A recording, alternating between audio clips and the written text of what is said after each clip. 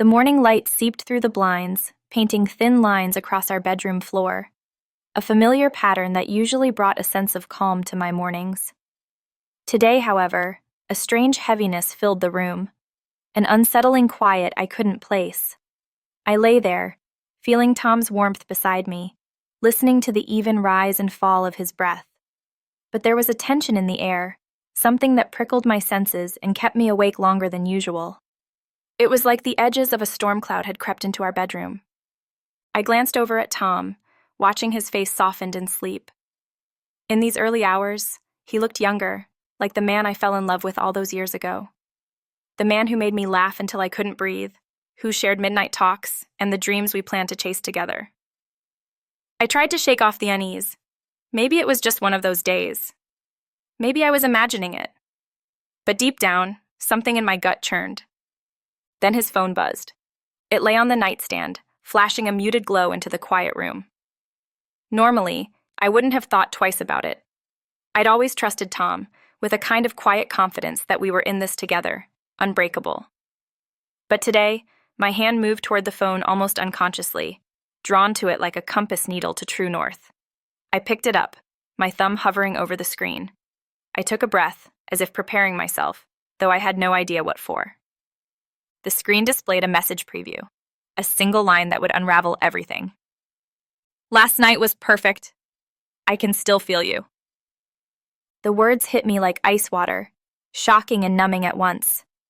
I felt my fingers tighten around the phone as I read it again, then a third time, as though rereading could somehow twist the meaning into something harmless, something I could laugh off in a joke later. But the words didn't change, nor did the sinking dread expanding in my chest.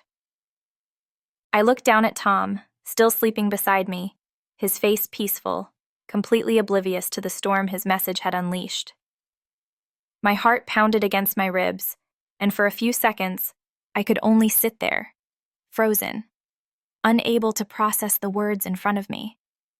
This couldn't be real. This wasn't Tom, the man I trusted, the man I believed I'd spend the rest of my life with. But there it was, stark and unchangeable, a betrayal in the shape of a single text message. I barely realized I'd spoken his name aloud until he stirred, his eyes fluttering open in that sleepy daze he always had in the mornings. "Anna?" he murmured, his voice thick with sleep, reaching a hand out toward me. His hand brushed mine, and I flinched. The small motion was enough to pull him fully awake, and he looked up, his gaze moving from my face to the phone in my hand. The expression on his face was unmistakable, a flicker of realization, then the flash of guilt. His eyes widened, darting between me and the phone, and I watched as the color drained from his face. He opened his mouth, and for a brief moment I wondered what kind of excuse he could possibly think to give me, what lie he'd offer to try to mend the gaping wound he'd just inflicted. "Anna, it's not..." He fumbled, his voice low, stumbling over his words as he tried to reach out again. I recoiled, clutching the phone tightly as though it were a shield. "Don't," I managed to say, my voice barely above a whisper. It came out strained, raw, like something sharp was lodged in my throat. "How long?" Tom's hand fell back, and he looked down, unable to meet my gaze. His silence was answer enough, and the room seemed to close in around me, shrinking until I felt trapped, suffocating under the weight of his betrayal. I searched his face, hoping for some sign that this wasn't happening, that maybe I'd misunderstood. But all I saw was guilt, a heavy, painful guilt that told me everything I needed to know. "How long, Tom?" I repeated, my voice trembling but firmer this time. He let out a shaky breath, his eyes darting everywhere but toward me. It just happened, Anna. I don't know how." His voice broke off, and he buried his face in his hands. "I didn't mean for this to happen. I swear." A bitter laugh escaped me, a sound I barely recognized as my own. "You didn't mean for this to happen? So what, it just happened? You just accidentally ended up in bed with her?" He looked up then, His face contorted in anguish, but there was nothing he could say that would make it better. Every excuse, every word felt like sand slipping through his fingers, unable to patch the hole he'd torn in our lives. I saw him struggle, reaching for something that might placate me, but his mouth snapped shut, his eyes pleading silently. I couldn't stand it. I couldn't stand being in the same room, feeling his presence beside me like a weight pressing down on my chest. I stood up, clutching the phone in my hand like it was a lifeline, and took a few shaky steps back. I was afraid if I didn't move, I'd drown in the pain radiating from every corner of the room. I need space, I managed, my voice sounding foreign, hollow. I need to think. Tom made a move to get up, his hand stretching out as though to stop me, to bridge the chasm that had just opened between us. Anna, please, can we talk? No.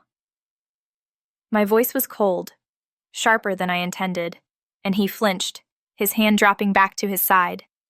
There's nothing to talk about, not right now.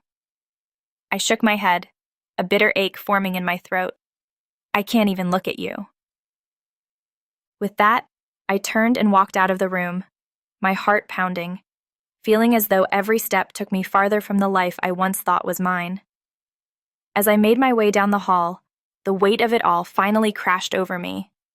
Tears blurred my vision, hot and unrelenting, and my hands shook, still holding the phone, as though releasing it would somehow let the pain go too. I stumbled into the kitchen, my breath coming in short, ragged gasps as I tried to steady myself. The silence in the house was deafening, each second stretching out painfully as my mind replayed the message, the look in Tom's eyes, the raw betrayal that left me feeling hollowed out. The memories of us together, laughing and building a life, now felt like a cruel mockery. The love we'd shared, the years of trust. I couldn't comprehend how easily it could be undone by one moment, one thoughtless decision. How could he risk everything we'd built? How could he look at me, at our life together, and throw it all away so casually? My hands clenched, nails digging into my palms as I fought the urge to scream, to break something, to release the anguish building inside me. I leaned against the counter, letting the tears fall unchecked, each one burning as it slid down my cheeks. I didn't know who I was in that moment. I didn't know who we were anymore. Everything I thought I knew, everything I believed about us, had shattered in a single instant. And as I stood there, lost and unraveling, I realized I was mourning, not just for the betrayal, but for the life I'd thought was mine, the marriage I thought was unbreakable, and the man I thought I knew. The days after discovering Tom's betrayal drifted by in a haze. I moved through the house as if I were watching myself from somewhere outside my own body. I'd wake up in the morning, instinctively reaching out for him, only to remember in a rush that he was still here, still living under the same roof. The distance between us stretched further every day, an invisible chasm that made it difficult to breathe whenever he was around. His presence felt like an anchor, something heavy pulling me down, suffocating me. Tom tried to talk to me a few times, his voice soft, full of rehearsed apologies, but I would shut down, looking anywhere but at him. I didn't want to hear his reasons, his flimsy explanations. Words felt so hollow now, so meaningless. What could he possibly say to erase that text? To erase the image of him with someone else? The words, "I didn't mean it," hung between us like some tragic joke. I spent most of my days out of the house, avoiding him, avoiding the life we'd built together. I didn't even know where I was going half the time. I'd find myself driving aimlessly, the road blurring in front of me as I tried to chase away the thoughts that circled my mind, tightening like a vice. I'd park by the lake we used to visit in the early days of our marriage, only to sit there staring out over the water, watching the ripples move with the wind, my mind blank and numb. One afternoon, after another endless, empty drive, I found myself near the stables where we kept our horse, Jasper. Tom and I had bought him together a couple of years ago, during a time when everything between us had felt perfect. We'd talked about riding together every weekend, making it a shared hobby, a symbol of our bond. But like so many of our dreams, that plan had quickly faded, leaving me the sole caretaker of Jasper. I'd always loved spending time with him, feeling a calm in his presence that I couldn't find anywhere else. That day, I drove up to the stables and parked, sitting in the car for a few minutes before I even got out. My hands were still gripping the steering wheel, white-knuckled, as if letting go would somehow shatter the thin thread of control I had left.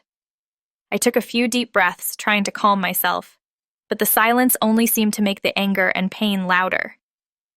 Finally, I stepped out of the car, letting the warm sun wash over me.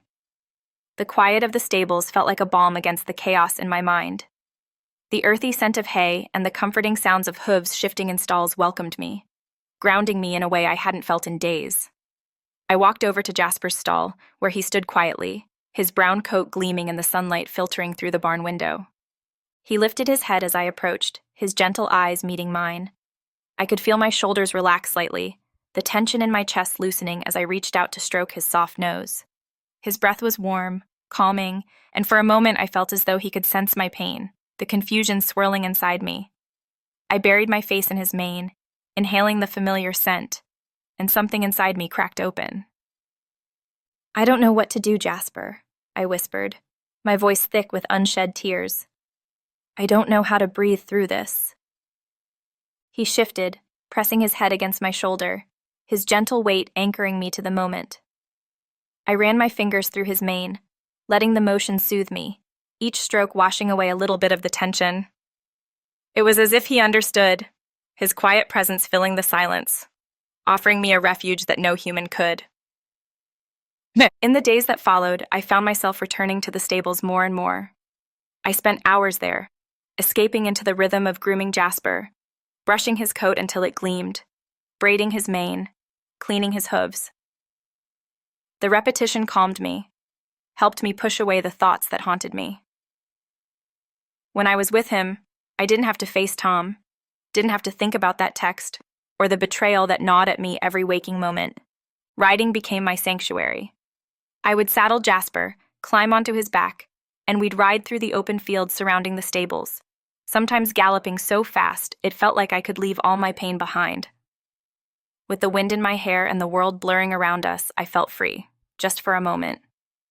I could almost pretend I was someone else, living a different life, untouched by betrayal. One evening, after a long ride, I sat on a wooden bench outside the barn, watching the sky fade into hues of purple and pink as the sun dipped below the horizon. Jasper grazed nearby, his form a comforting silhouette against the setting sun. The air was cool, tinged with the scent of grass and earth, and I could feel myself start to breathe easier. I didn't realize someone else was there until I heard a quiet voice beside me. "Anna, is that you?" I turned to see Emily, a friend I hadn't spoken to in weeks, standing near the barn doors. Her face softened when she saw me, her eyes filled with concern. I managed a weak smile, though I knew it probably looked more like a grimace. Emily had always been perceptive, and I could see in her face that she sensed something was wrong. "Hey, Em," I said, my voice sounding foreign to my own ears. She walked over, sitting beside me on the bench, silent for a moment as she looked out over the fields. I knew she was waiting for me to speak, to offer something that would explain why I'd been absent, why I looked like I'd aged 10 years in the span of a few days. Finally, she placed a hand on mine, her touch warm and grounding. "You don't have to tell me if you don't want to," she said softly, her voice gentle. "But if you need someone to talk to, I'm here."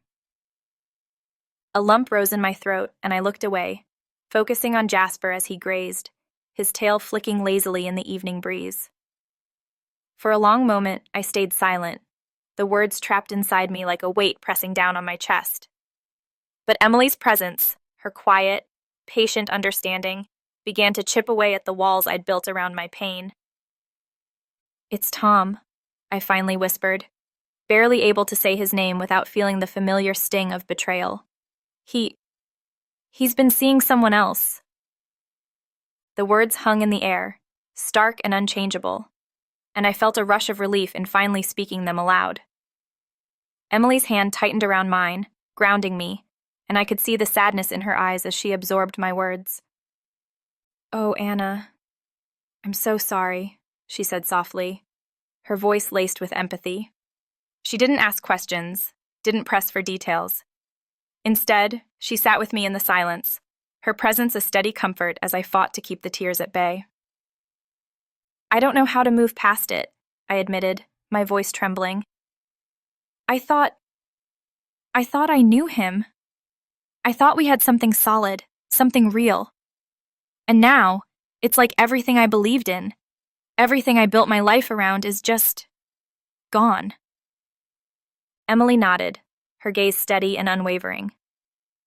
"I can't imagine what you're going through," she said, her voice gentle. "But I do know this. You're stronger than you think. And you don't have to figure it all out right now.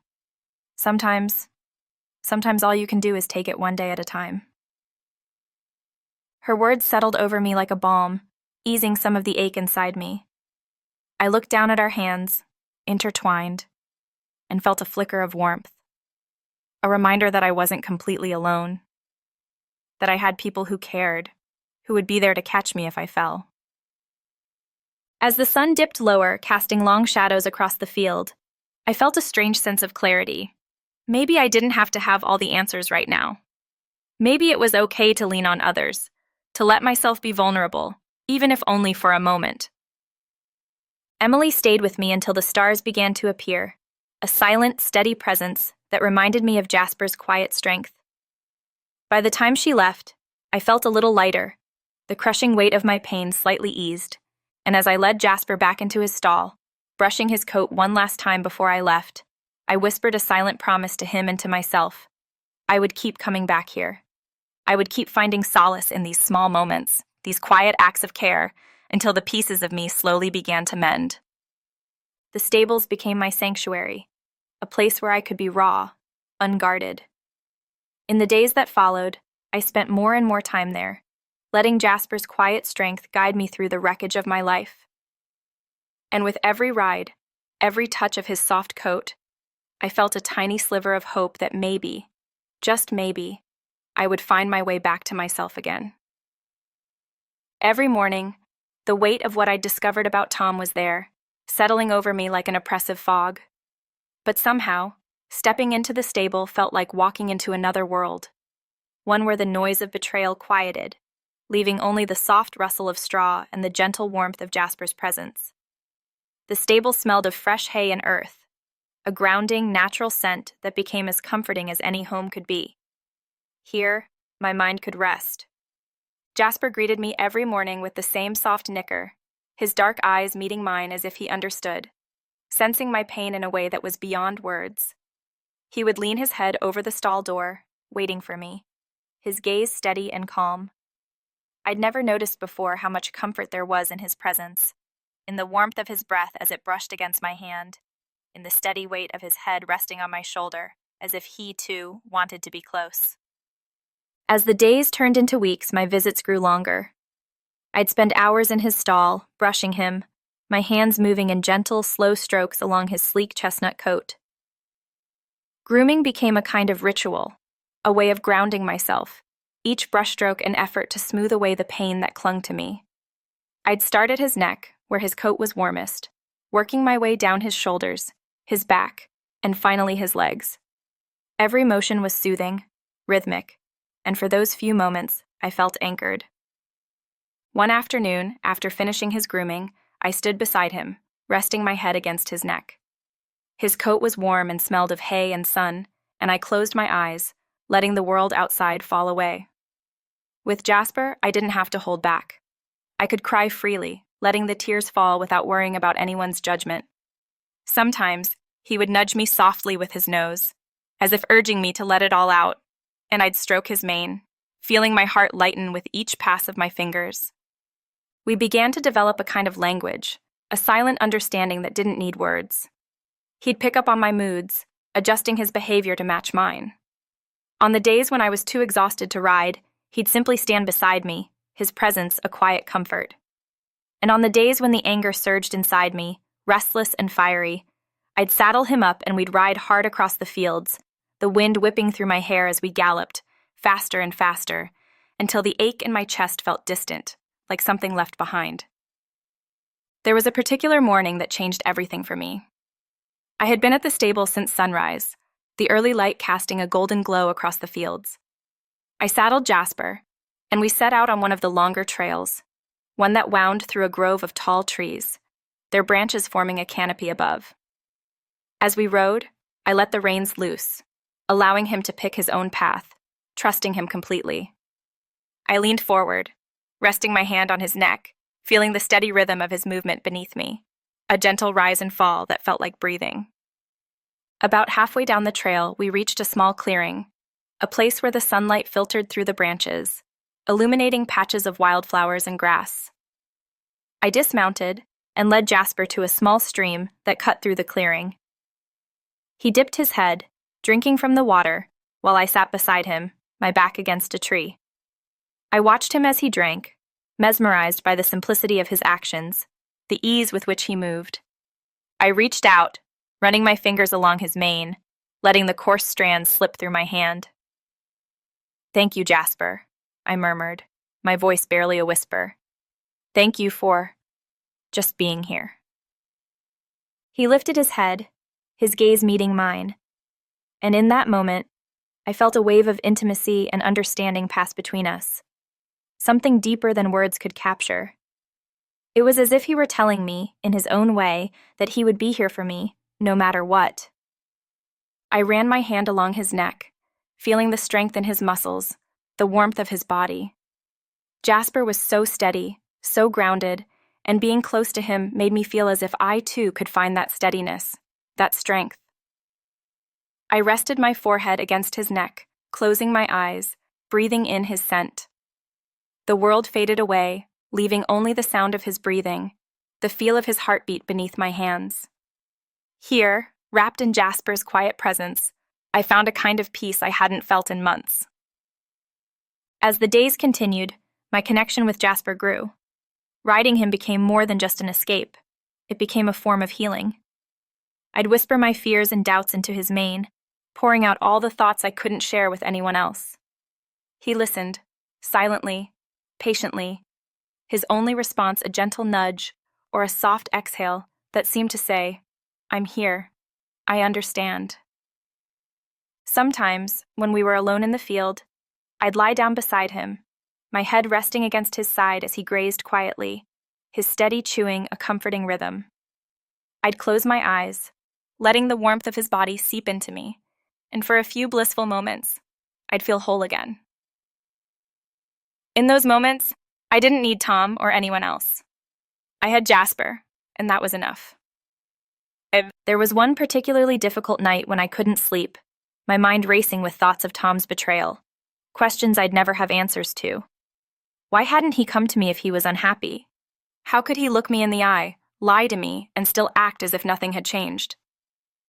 The thoughts churned in my mind, filling me with a mix of anger and sadness that felt unbearable. I got out of bed and drove to the stables, needing Jasper's presence more than ever. The moonlight cast a soft glow over the fields, and the stable was quiet, filled with the peaceful sounds of horses shifting in their stalls. I found Jasper waiting for me, his head lifted, watching me as I approached.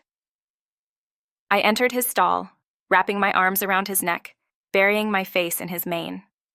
The tears came hard and fast, all the pain and anger spilling out, and Jasper stood there, unmoving, his steady warmth enveloping me. I don't know how long I stood there, clinging to him, but by the time I pulled away, I felt a strange sense of release, as if he had absorbed some of my pain, taking it into himself to lighten my burden. I stroked his nose, whispering my gratitude, my hand lingering on his soft muzzle.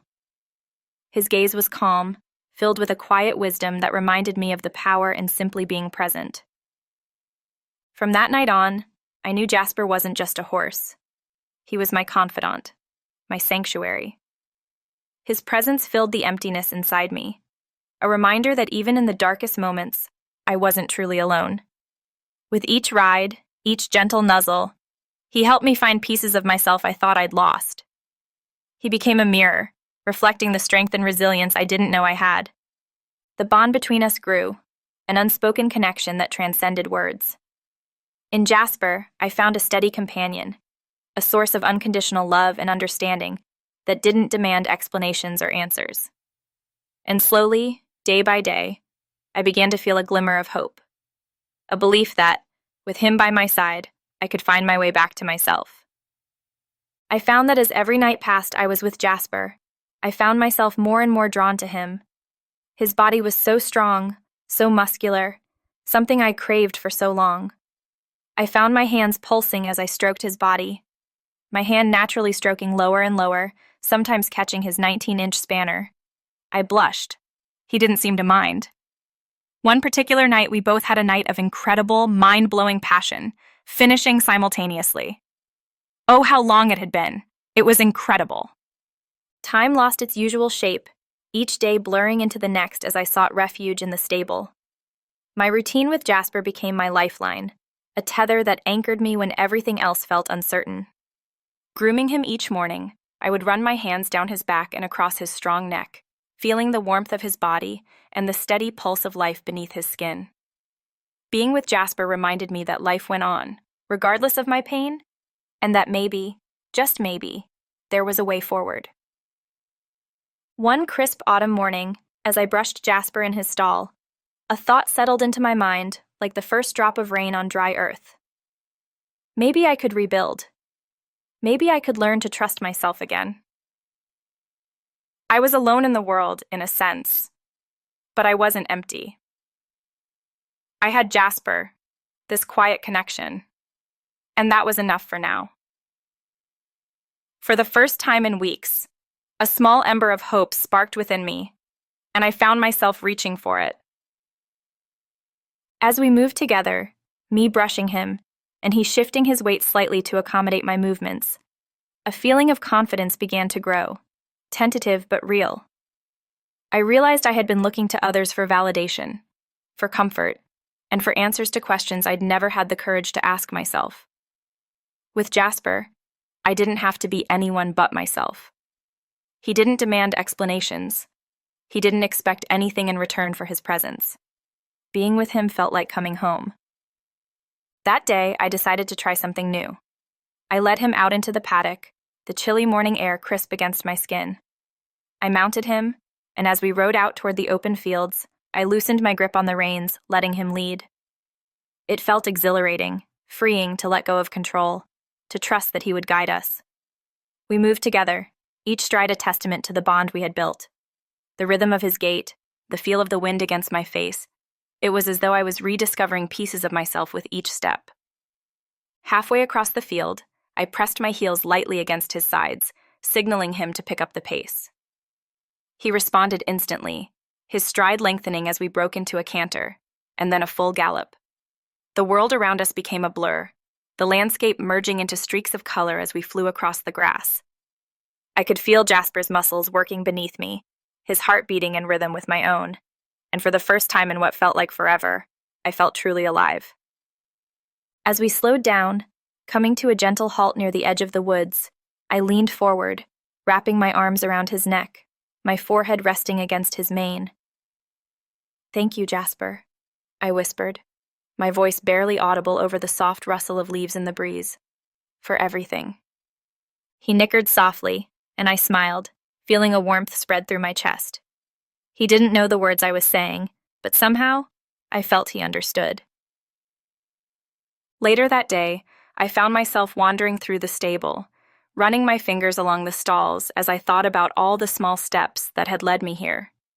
Tom's betrayal had left a scar, deep and raw, but I could feel myself beginning to heal, to mend in ways I hadn't thought possible. I'd always thought strength came from holding on, from weathering the storm no matter the cost. But now, as I stood here, breathing in the scent of hay and horses, I realized strength also came from letting go. It was then that I decided to immerse myself even further into this world. I began to volunteer more at the stables, learning about every aspect of horse care, from cleaning hooves to managing feed, from understanding different breeds to picking up on the subtle language horses shared with one another. Jasper's world expanded before me, each new task a discovery, each new interaction deepening my understanding of him and of myself. One afternoon, as I was cleaning out Jasper's stall, a voice called out from behind me. "Anna, I haven't seen you around here so much in ages." It was Steve, the stable manager, a kind man in his early 50s who'd been taking care of horses longer than I'd been alive. He wore his usual plaid shirt, a beat-up cowboy hat perched on his head, and a friendly smile crinkling his eyes. I smiled back, setting the rake aside. "Yeah, I guess I've been around more than usual," I replied, feeling a warmth in my chest at the sense of familiarity here. Steve nodded, leaning against the stall door. "You've got a natural touch with the horses," he said, glancing over at Jasper. "Especially with this big guy. I can tell he trusts you." Hearing that filled me with a pride I hadn't felt in so long. "Thanks, Steve," I murmured, my gaze drifting to Jasper, who was watching us with his usual quiet curiosity. "I feel like he's been helping me as much as I've been helping him." Steve chuckled, nodding knowingly. "That's horses for you. They're more intuitive than people give them credit for. If you're ever interested, we could use an extra hand for our therapy program." I looked up, surprised. "Therapy program?" He nodded, his face softening. "We work with veterans, children, and others who are dealing with trauma. Horses can have a powerful impact on healing." He paused, his eyes studying me kindly. "I think you'd be great at it." The idea sparked something inside me, a purpose, a reason to continue growing my connection with Jasper, and to share that with others who were hurting. I could imagine leading children or adults through those same fields where I'd found peace, letting them experience the calm that had become so precious to me. I looked at Jasper, and for a moment, I felt as though this was exactly what he'd been leading me toward. That afternoon, I agreed to start volunteering with the program, and I could feel a new energy coursing through me as I began to prepare. This was something I could do, something I could throw myself into, and I knew Jasper would be by my side, guiding me with his quiet strength. The first time I led a session, Jasper and I were paired with a young girl named Lily, who'd been through more in her 8 years than I could imagine. She was small, with wide, wary eyes that seemed too old for her age, and she clung to her mother as we approached. But when I introduced her to Jasper, her face softened, a hint of curiosity brightening her gaze. With gentle encouragement, I coaxed her closer, placing her small hand on Jasper's neck, letting her feel his warmth, his steady presence. Slowly she relaxed, her fingers stroking his coat, her lips curling into a shy smile. "That's it," I murmured, crouching beside her, watching her begin to trust, to connect. "He's here for you, just like he's here for me." And as I watched her take that first step toward healing, I felt a deep sense of gratitude. Jasper wasn't just helping me reclaim my own strength. He was giving me a way to share that strength with others. He was teaching me that healing wasn't a straight line, but a journey filled with small, quiet moments of connection, of understanding, of trust. Through each session, I grew more confident, my heart softening as I shared Jasper's calm with others. With every ride, every gentle brush, every nuzzle, I felt my own resilience strengthening, my spirit mending in ways I hadn't thought possible. Jasper had become more than a refuge. He was my partner, my teacher, my guide. And together, we were learning to navigate the fragile beauty of healing, one step at a time. A few months passed, each day bringing me closer to myself. With Jasper and my new role in the therapy program, I was rebuilding from the inside out. The anger that had once burned so fiercely in my chest softened, replaced by a sense of acceptance. I was no longer waiting for Tom to apologize, no longer hoping he'd somehow undo the pain he'd caused. I was moving on, one step at a time. But to truly move forward, I knew I had to confront him one last time. It was a chilly evening when I walked into our house and found him sitting at the kitchen table, his head bowed, staring at the hands that had once held mine. He looked up, and for the first time, I saw genuine remorse in his eyes. It wasn't the guilt I'd seen before, the kind that was more about his discomfort than my pain. This was something different, something real. "Anna," he started, his voice faltering. "I know I can never make up for what I did, but I need you to know. I'm sorry. Truly." I nodded, feeling strangely calm. "Thank you, Tom." But I don't need an apology anymore. I needed it months ago, when everything first fell apart. Now, I just need closure. He looked at me, surprise flickering across his face. I could see him struggling, searching for words. I never wanted to hurt you, he said softly. You were the best thing that ever happened to me. And I know I ruined it. I took a deep breath, feeling the truth settle in my chest. You did, Tom. But I'm not here to dwell on that.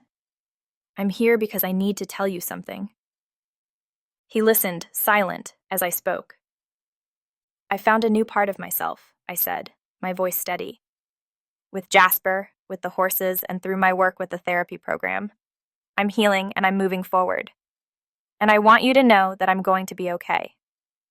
He nodded slowly, his gaze dropping as he absorbed my words.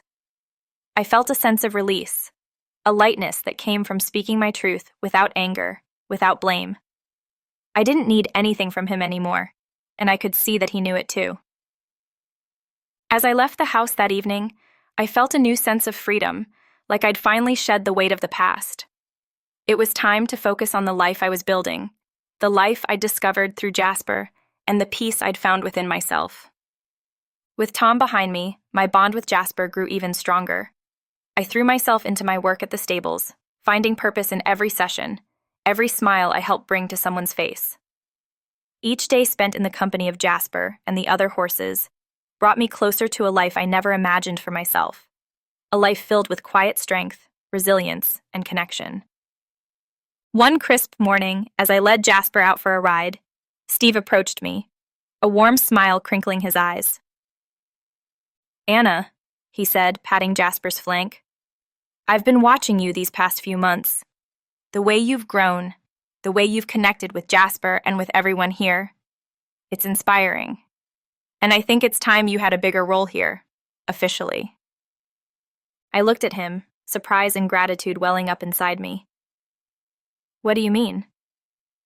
He grinned. We'd like to offer you a permanent position with the therapy program. You're a natural, Anna, and you and Jasper. You make a great team. A warmth filled my chest, spreading through me like sunlight. This was what I wanted. To stay here, to continue sharing the peace and healing I'd found with others, to make a difference. I accepted without hesitation, feeling as if I'd finally found my place in the world. The months that followed were filled with purpose and joy. I helped veterans, children, and survivors of all kinds connect with the horses, leading them through the same process that had helped me heal. Jasper was there by my side, guiding me as we walked each person through their journey. Together, we became a source of hope, a reminder that healing was possible, even in the wake of deep pain. One evening, as I was putting Jasper back into his stall, I paused, running my hand along his neck. He turned to look at me, his dark eyes filled with that familiar understanding, that quiet presence that had become my anchor. Thank you, I whispered, my voice soft. For everything. He leaned his head down, pressing his nose against my shoulder, and I smiled, feeling a warmth spread through me. This was my life now, a life filled with meaning, built from the fragments of pain and turned into something beautiful. As I left the stable that night, I looked back one last time, feeling a profound sense of gratitude. Jasper had led me through the darkness, showing me a path to healing, to strength, to peace. And now, I was ready to share that gift with others, to be the guide that Jasper had been for me.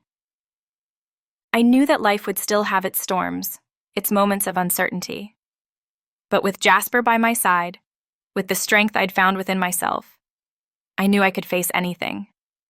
We had created something unbreakable, something real. And as I walked toward the future, I felt a peace that was deeper than words, a quiet joy that would stay with me always, carrying me forward step by step into the life I was meant to live.